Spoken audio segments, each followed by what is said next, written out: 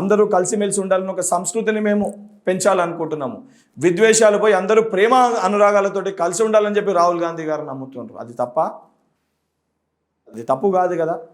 ఏదైతే రాజీవ్ గాంధీ గారు సంబంధించి చంపిన వ్యక్తులను కూడా వాళ్ళకి సంబంధించి వాళ్ళని రిలీజ్ చేసినప్పుడు కూడా క్షమాభిక్ష పెట్టిన రోజు కూడా ఏ రోజు రాహుల్ గాంధీ గారు తప్పు అని అనలే. బీజేపీ పార్టీ నాయకులకు అంత పెద్ద గుండు ఉంటుందా అండి? వాళ్ళు చెప్పగలుగుతారా అట్లా?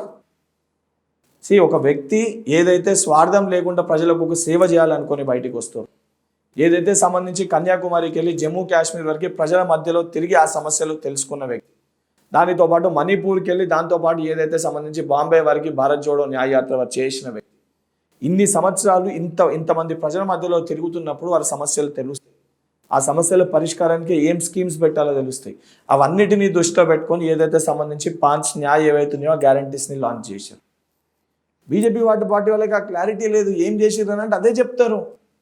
అది నేను తప్పు పడతలేను సార్, రామ మందిర్ పెట్టడాన్ని ఓకే మేము గౌరవిస్తాము, కానీ మీరు చెప్పిన రోజు నేను ఎందుకు వచ్చి పూజ చేసుకోవాలి? నేను శ్రీరామనవమి రోజు నేను నమ్ముతా, నేను అడవి పూజ చేసుకుంటా. నువ్వు చెప్పిన రోజు నేను రాకపోతే నేను యాంటీ నేషనలిస్టు, నాకు దేవునిపై నమ్మకం లేనట్టు. అంటే స్వాతంత్ర ఉద్యమం సమయంలో వీళ్ళు లేరు కాబట్టి ఆ స్వాతంత్రం ఏదైతే భారతదేశానికి వచ్చిందో ఆ చాప్టర్ని చేసే ప్రయత్నము బీజేపీ పార్టీ చేస్తుంది. కానీ వాళ్ళు మర్చిపోతారు, ఇండియా అనేది ప్రతి ఒక్కరి గుండెల్లో ఉంటుంది. దాన్ని టచ్ చేసినప్పుడు ఎవరు కూడా, ప్రజలు కానీ ఎవరు కూడా సహించరు. దాన్ని బీజేపీ పార్టీ టచ్ చేసింది.